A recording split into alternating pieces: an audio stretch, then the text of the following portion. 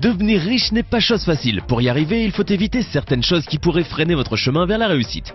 Aujourd'hui, nous allons vous montrer une liste de choses que les pauvres font et qui les empêchent d'atteindre leurs objectifs. Attention, dans cette vidéo, nous parlons des habitudes des personnes de la classe moyenne et pas de celles de la classe défavorisée. Prenez ces choses au sérieux et évitez-les pour améliorer votre situation financière. Voici 15 choses que les riches ne font pas, mais les pauvres si. Avant de commencer la vidéo, voici les gagnants des cartes Google Play du mois d'octobre. Félicitations à tous ceux qui ont gagné. Et si vous voulez participer au jeu du mois de novembre, vous pourrez gagner cette fois-ci, au choix, des cartes Google Play ou des codes PlayStation Networks et iTunes. C'est vous qui décidez. Tout ce que vous avez à faire pour participer, c'est d'être abonné à la chaîne. N'hésitez pas non plus à liker la vidéo et à activer la cloche de notification. Voilà, comme ça. C'est parti!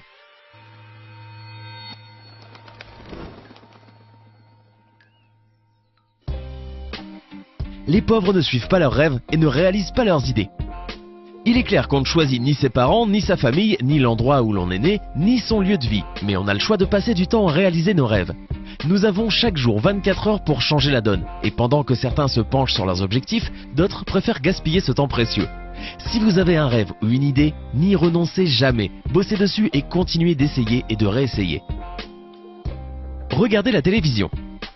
Les gens issus de classes moyennes et pauvres regardent la télévision plus que les gens riches et développent une addiction aux émissions de télé en tout genre, à l'actualité, aux séries et à la télé-réalité. Tandis que les plus ambitieux font tout pour figurer à la télévision, les pauvres la regardent pour déstresser et s'évader du quotidien. Alors si vous êtes du genre à regarder la télévision non-stop, vous devriez arrêter tout de suite. Levez-vous et commencez à tout planifier pour 15 jours, c'est vous qui soyez de l'autre côté de l'écran. Bref, la télévision est une excellente source de divertissement et d'information, et il n'y a absolument rien de mal à regarder celle-ci de façon modérée. Cependant, lorsque le téléviseur accapare plus de 40 heures de votre semaine, ne vous demandez pas pourquoi vous n'êtes pas encore devenu riche. Allumez votre télévision juste pour regarder l'actualité qui vous sera utile et retournez travailler par la suite. Se réveiller tard en étant jeune.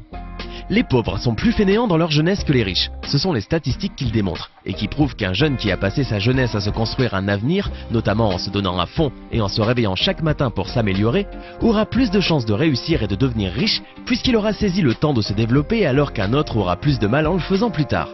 Prenez donc l'exemple de Bill Gates ou de Mark Zuckerberg qui se réveillaient très tôt tous les matins. L'amour extrême d'un sport. On ne parle pas ici de la pratique d'un sport, mais du fait de le regarder scotché derrière votre télévision. Si vous ne possédez pas une équipe ou que vous n'avez aucun intérêt dans le jeu, pas la peine de regarder. Et ceci rejoint le point que j'ai cité auparavant. La télévision est juste une perte de temps qui vous fait fuir de la réalité. Vous n'avez aucune influence sur le jeu, même en criant. Donc ne soyez pas de simples spectateurs, mais agissez et faites en sorte de devenir de vrais influenceurs. Se doucher. Les gens qui ne veillent pas à la propreté, à l'hygiène de leur corps et à leur apparence ont moins de chances de réussir dans leur vie. Il a aussi été prouvé par une étude qu'une bonne et propre allure influence énormément ce que les autres penseront de vous. Veillez donc à prendre une douche avant de sortir chaque matin. Blâmer sa mauvaise étoile. Beaucoup de personnes en cas d'échec pointent du doigt leur malchance ou la mauvaise influence d'autrui pour se justifier. Bien sûr, il y a des choses qui arrivent et que l'on ne peut pas contrôler, mais 99% de nos décisions et de nos choix nous appartiennent. Nous sommes donc responsables de nos vies que nous pouvons améliorer par nos propres moyens. Quand un malheur leur tombe dessus, les pauvres se victimisent tandis que les riches essayent de le résoudre et se protègent pour ne pas y être confrontés une autre fois. Manger au fast-food. Les fast-foods sont souvent le lieu de rencontre des personnes qui préfèrent s'empiffrer de repas gras et caloriques en oubliant de prendre soin de leur corps. Sachez que la malbouffe est très néfaste pour votre santé et peut constituer un frein pour votre bien-être général, puisqu'elle vous empêche de vous concentrer et d'utiliser efficacement toute votre énergie. Manger très souvent au fast-food, c'est prendre le risque de souffrir mentalement et physiquement. Alors, pour avoir une hygiène de vie plus saine, évitez cela au maximum. Acheter des habits lors des soldes. Les seules choses que vous devriez acheter lors des soldes, c'est plutôt des actions en baisse à la bourse. C'est ce que font les riches qui investissent leur argent dans des actions pour gonfler leurs revenus. Tandis que les pauvres, eux, pendant ce temps, dépensent leur argent dans les soldes pour agrandir leur garde-robe, en achetant des habits à moitié prix que les gens ayant les moyens ont refusé d'acheter. Les pauvres n'épargnent pas. Une grosse différence entre les riches et les pauvres est que ces derniers ne se préparent pas à ce qui pourrait venir. Ils ne planifient pas et ne mettent pas de l'argent de côté. Épargner peut sauver une vie et résoudre de potentiels problèmes, mais n'avoir rien mis de côté pourrait au contraire mettre une personne en danger et la pousser à vendre quelque chose de valeur ou à faire un crédit pour résoudre un imprévu. Alors que du côté des riches, dès qu'une occasion d'investissement se présente, ils accourent et se précipitent pour y investir et engranger des gains. C'est ainsi que les pauvres qui n'ont souvent rien ne peuvent pas investir, et ainsi les riches s'enrichissent tandis que les pauvres s'appauvrissent. Acheter des produits de moindre qualité.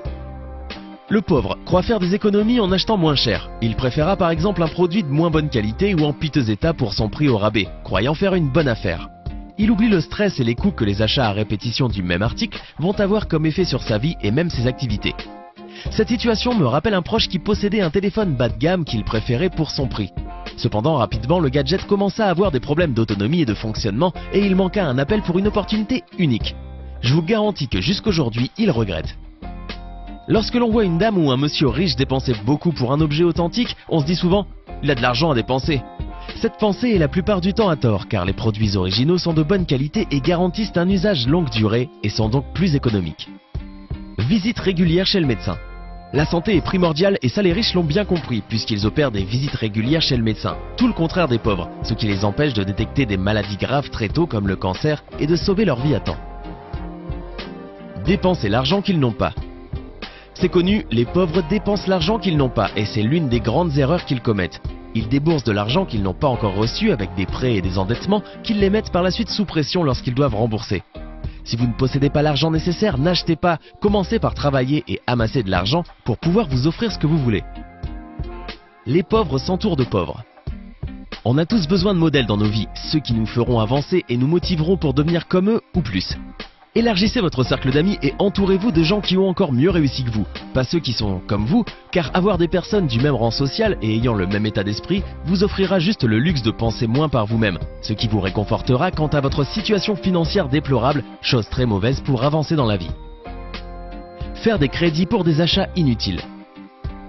La gestion de l'argent est le point principal de divergence entre pauvres et riches. Les pauvres ont tendance à s'endetter avec de nombreux crédits à la consommation parfois inutiles.